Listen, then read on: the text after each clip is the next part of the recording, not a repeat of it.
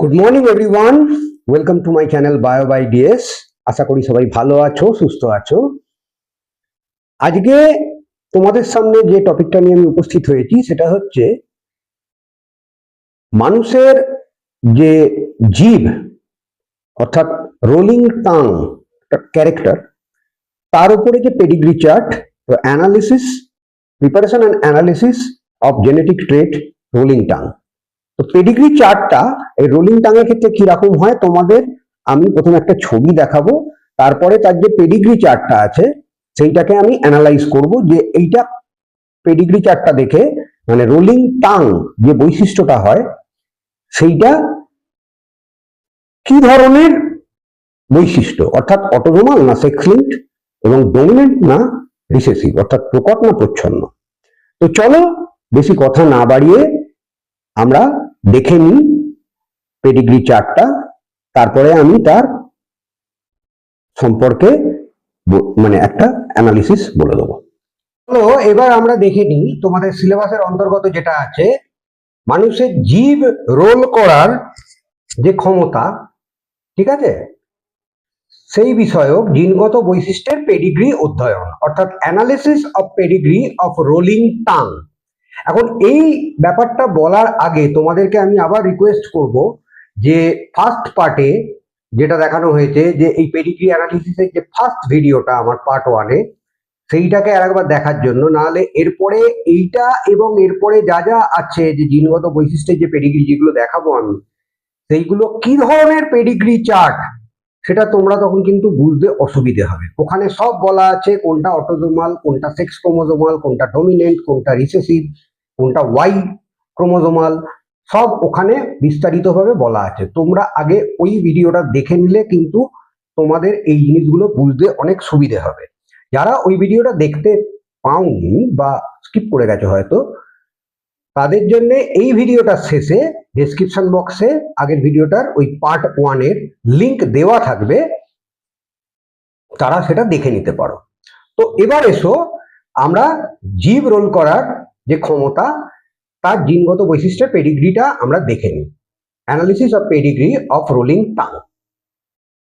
দেখো এখানে দুটো ছবি দেখানো হয়েছে, একটা হচ্ছে রোলিং টাং, জিভটাকে গোল করতে পারছে, আর একটা হচ্ছে নন রোলিং টাং, জিভটাকে কিছুতেই সে গোল করতে পারবে না। ঠিক আছে, তো এইটা হচ্ছে একটা বৈশিষ্ট্য। এই বৈশিষ্ট্যটা কি করে হয়, আগে প্রথমে চলো পেডিগ্রি অ্যানালিসিস আমি পরে আসছি, এই বৈশিষ্ট্যটা কি করে হয় আগে সেটা তোমাদের দেখিয়ে দিই। সেটা হচ্ছে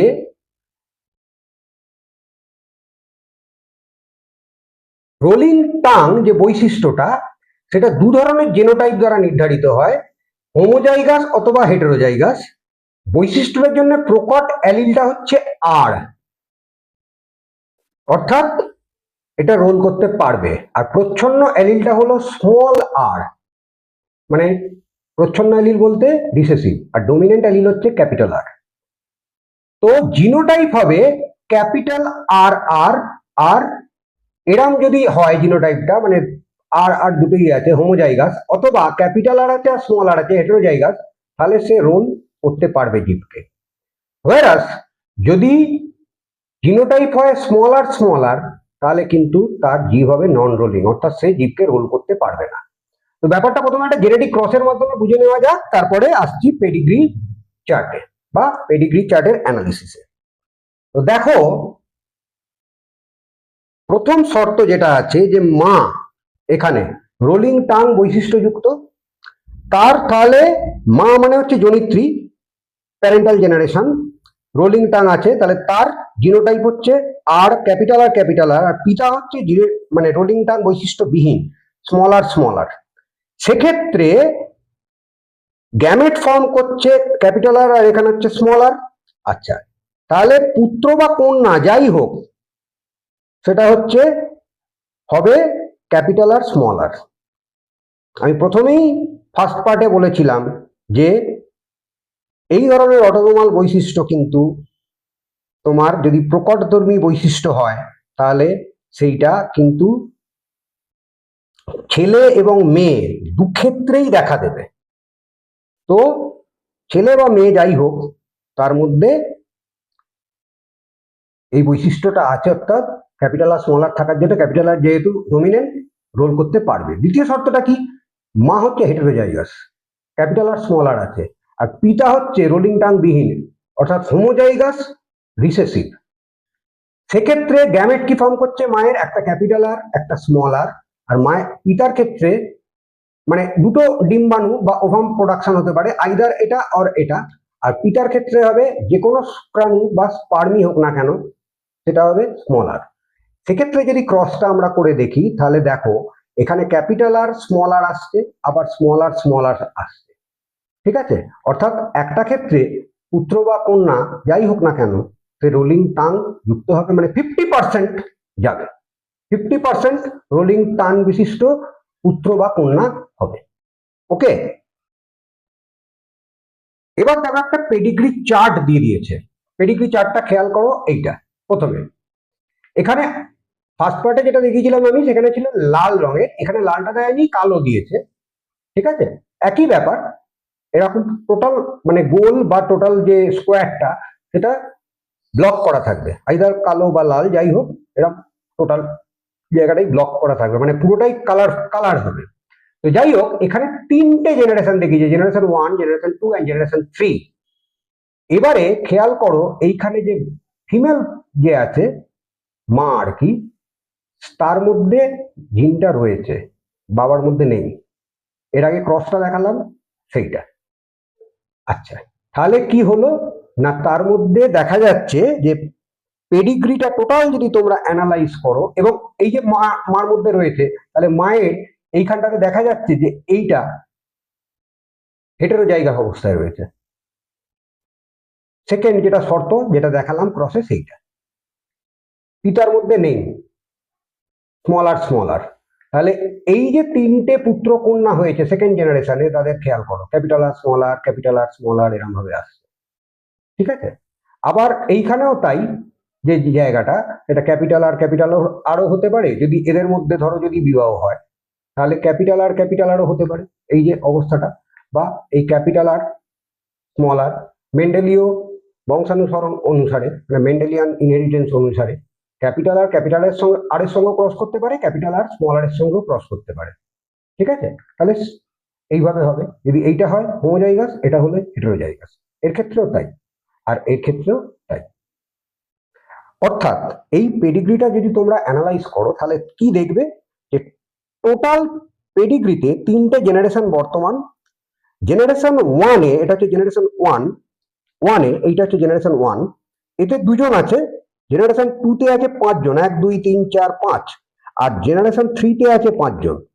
ওকে, সুতরাং তিনটে প্রজন্ম মিলিয়ে, তিনটে জেনারেশন মিলিয়ে টোটাল সংখ্যা হচ্ছে 12, যার মধ্যে 6 জন পুরুষ, 1 2 3 4 5 6, আর বাকি 6 জন হচ্ছে মহিলা।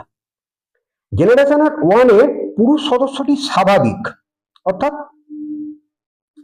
সে রোলিং টাং বিশিষ্ট নয়, আর মহিলা সদস্যটি রোলিং টাং জিন বহনকারী। তিনটে প্রজন্মের 12 জন সদস্যের মধ্যে জীব রোল করার ক্ষমতা রয়েছে 7 জনের। দেখো 1 2 3 4 5, 12 সদস্যের মধ্যে 6 জনের হবে, ঠিক আছে, 1 2 3 4 5 6।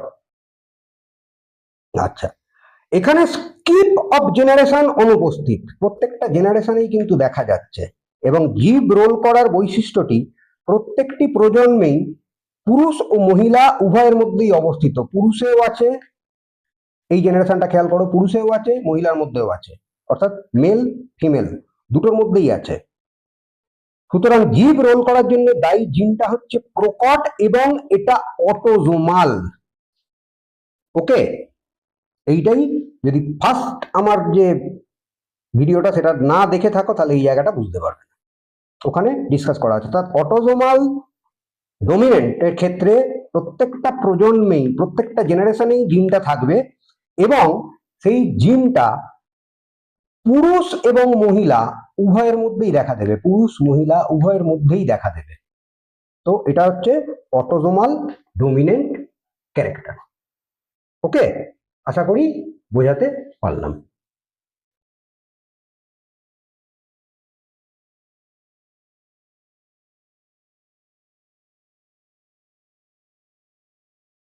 তাহলে তোমরা দেখতে পেলে, তোমাদের দেখালাম যেটা, যে রোলিং টাং ব্যাপারটা কি। প্রথমে ছবি দুটো দেখালাম, একটা হচ্ছে রোলিং টাং আর একটা হচ্ছে নর্মাল টাং, অর্থাৎ যেখানে জিভটা সে গোটাতে পারছে না। আর রোলিং টাং হচ্ছে যেখানে জিভটা গোটাতে পারে। আমার কিন্তু রোলিং টাং, দেখো জিভটা গোটাতে পারলাম। ওকে, তো এইখানে যে পেডিগ্রি চার্টটা তোমাদের আমি দেখালাম এবং অ্যানালাইজ করলাম, এই যে সেকেন্ড যে পেডিগ্রি চার্টটা ছিল না, এই পেডিগ্রি চার্টটা কিন্তু তোমাদের কোনো পরীক্ষাতে বা কোনো কম্পিটিটিভ এক্সামে দেবে না, তোমাদের দেবে ফার্স্ট চার্টটা। ওটাকে বোঝানোর সুবিধের জন্য ওই সেকেন্ড চার্টটাকে আমি রেখেছি। পেডিগ্রি চার্টের ফার্স্ট পার্টটাই কিন্তু তোমাদের দেবে, এবং ওইটা থেকেই তোমাকে বলতে হবে যে মানে এটা কি ধরনের। তো সেটা তো আমি যেরকম বোঝালাম তোমরা বুঝতে পারলে যে এখানে এইটা হচ্ছে অটোজোমাল ডোমিনেন্ট। তার কারণটা হচ্ছে এখানে স্কিপ অফ জেনারেশন নেই, প্রত্যেকটা জেনারেশনেই ছেলে এবং মেয়ে মানে মেল ফিমেল উভয় ক্ষেত্রেই ক্যারেক্টারটা প্রকাশিত হচ্ছে বা ক্যারেক্টারটা প্রকাশ পাচ্ছে। অতএব এক্ষেত্রে এইটা হচ্ছে অটোজোমাল ডোমিনেন্ট একটা ক্যারেক্টার। ওকে, তো আশা করি রোলিং টাং সংক্রান্ত যে মানে পেডিগ্রি চার্টটা সেটা তোমাদের আমি বোঝাতে পারলাম, এবং আশা করি তোমরা বুঝতেও পেরেছো। তো ভিডিওটা যদি তোমাদের ভালো লেগে থাকে তাহলে একটা লাইক এবং সাবস্ক্রাইব করে দিও। যদি এই সংক্রান্ত তোমাদের আরো কিছু জানার থাকে তাহলে আমাকে নিচে কমেন্ট বক্সে লিখে জানিও। ভিডিওটা তোমাদের কেমন লাগছে সেটাও জানিও। আর তোমাদের যারা বন্ধুরা এখনো চ্যানেলটা সাবস্ক্রাইব করেনি বা এই ক্ষেত্রে অনেকেই অসুবিধে হতে পারে ব্যাপারগুলোতে, হয়তো প্র্যাকটিক্যালে তো রয়েছে, তো তাদের সঙ্গে যদি তোমরা শেয়ার করো এবং তাদেরকে সাবস্ক্রাইব করে নোটিফিকেশন বাটনটা, তোমরাও নিজেরা নোটিফিকেশন বাটনটা অন করে রাখতে পারো যারা সাবস্ক্রাইব করে আছে, তাহলে পরপর যে ভিডিওগুলো আসবে সেইটা সংক্রান্ত তোমাদের নোটিফিকেশন গুলো সঙ্গে সঙ্গে চলে যাবে। এবং